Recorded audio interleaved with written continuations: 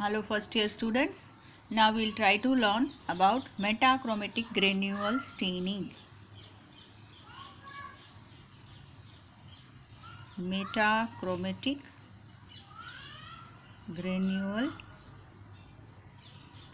staining.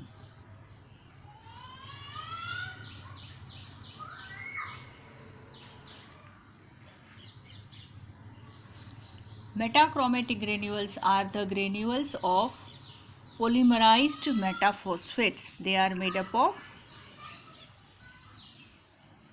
polymerized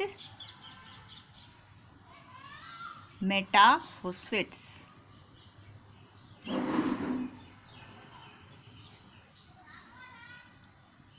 They are the granules which are found under condition of good nutrition and slow metabolism. They require conditions like good nutrition and very slow metabolism.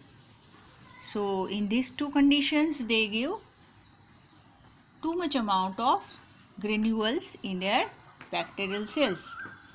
These granules have high affinity towards basic dye. They can be stained very nicely with the basic dyes because they love to bind with the basic dyes. When they are stained by Loeffler's blue, that is Loeffler's methylene blue, they will appear red. Loeffler's methylene blue, they appear red in color. You know that in case of Loeffler's methylene blue, it is blue color dye, but when it will be staining the granule will be red in color. Okay, and this condition is called metachromatism. Metachromatism, and from the name of the phenomena metachromatism, the granules are called metachromatic granules. The metachromatism is the phenomena in which granules of bacteria will be stained by one particular color of the dye, but they will appear differently with different color. Okay, we will apply blue color dye and they will be stained by that blue colored dye and appear red in color. So that way it is called metachromatism.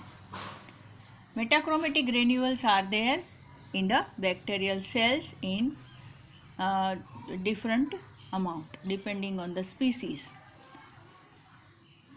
There are certain volutin granules also found in some bacteria. Volutin granules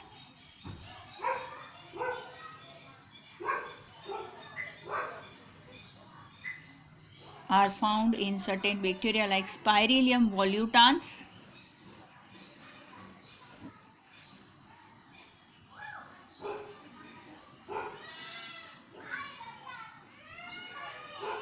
Spirillum volutans, Corynebacterium diphtheri,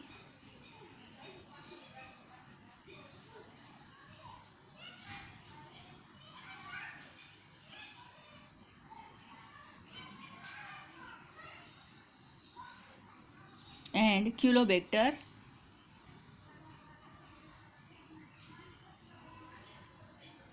and also in the Vibrioids.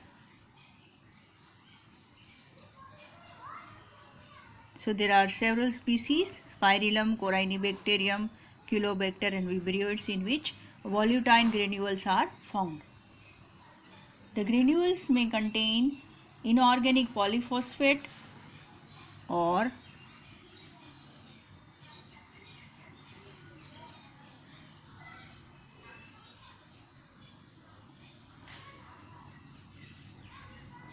it may contain lipoprotein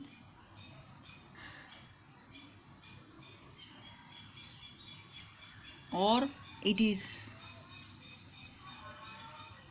having RNA or it has magnesium in its composition. The size and presence of these granules are related with the concentration of phosphate in the media.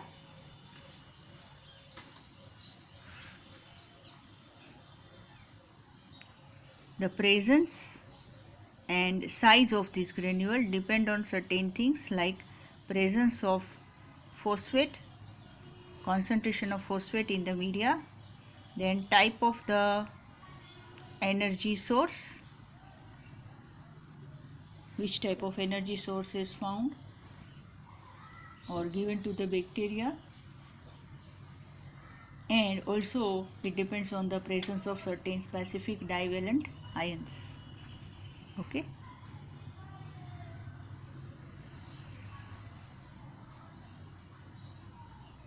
So these are the three factors which will confirm the presence and the size of metachromatic granules. Metachromatic granules also have sometimes pure sulfur, that is S8, that is also possible. Okay, sometimes. Now here we have different methods for staining metachromatic granules, and here we have taken Albert's method for staining the granules. Albert's method is having a mechanism or principle, and we will see now the mechanism of this method. How can we understand what actually has happened to the cells when we are using different dyes? So the cationic dyes have good affinity for their substrate at a pH which is lower than the pH of the solution in which it is dissolved. Now under this condition, enough anionic receptor sites and these receptor sites are ionized in the substrate to accept cationic dye molecules. So in short, the metachromatic granules are highly acidic in nature,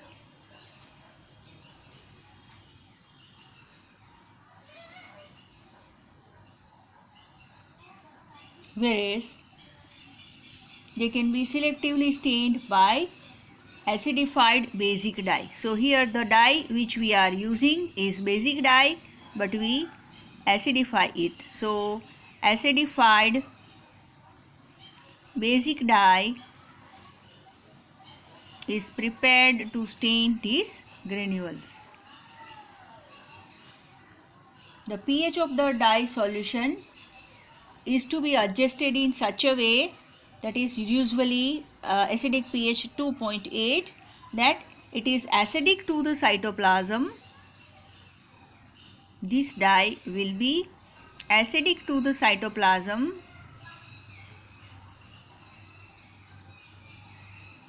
and it will be basic to the metachromatic granules. Okay, and it will be basic to metachromatic granules.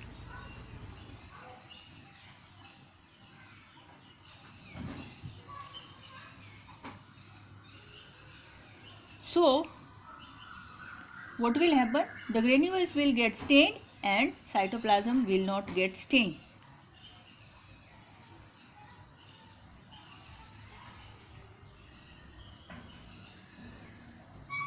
So now there is another method also, that is called Kinnean's method, but usually we prefer Albert's method for doing the staining of granules. In Albert's method, we are going to use three different materials. Very first we will use chloroform, then after we are going to use Albert's stain, and then after lastly we will use Lugol's iodine solution. So first of all, we will see the method how we are going to do this. So first of all, we will go for preparation of the smear. And while we are preparing the smear, we are using the sample curd. We are using the sample curd. Okay, so from curd we are preparing the slide. So smear is made from the curd, and then after it is allowed to air dry properly. After that it is heat fixed,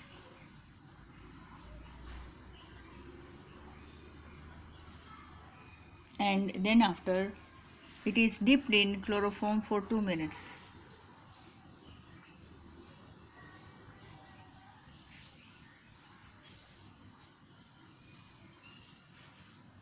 And after that Albert stain is applied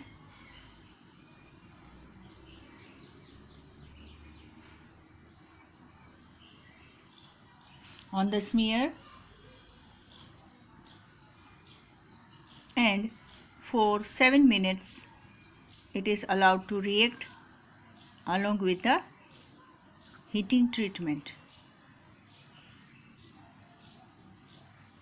Then after 3 minutes it is allowed to cool properly,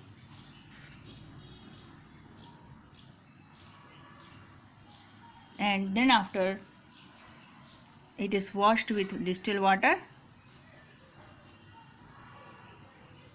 Then after we apply Lugol's iodine solution for 1 minute. Again we wash the slide with distilled water, make it air dry, and then we are going to observe them under 100x. Okay, so this is the way how we are going to prepare the slide. Now we will try to see that what are the functions of these metachromatic granules. So there are various functions. Very first is it is working as a reserve food material. Reserved food storage. Second function it carry out is phosphate storage structures. Phosphate can be stored in these granules. Then it is also acting as a link in between energy metabolic reactions. So we'll write like this, that it is a linkage with energy metabolism. A linkage with energy metabolism. Other thing is it also takes part in nucleic acid synthesis and cell division. Nucleic acid synthesis and also in cell division. So there are several functions of these metachromatic granules in bacteria, and they are found as a physiological property of bacteria.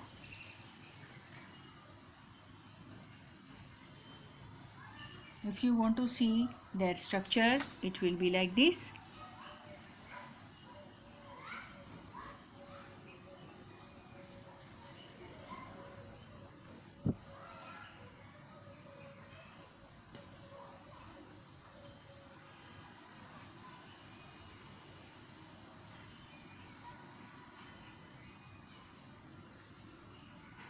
With every phosphate there will be oxygen making double bonds.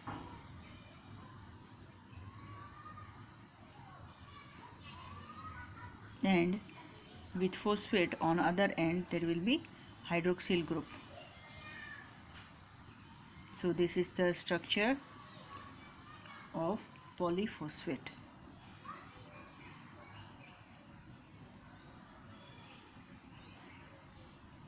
Okay, which is frequently found in the form of granules. Okay, so this is about metachromatic granule staining.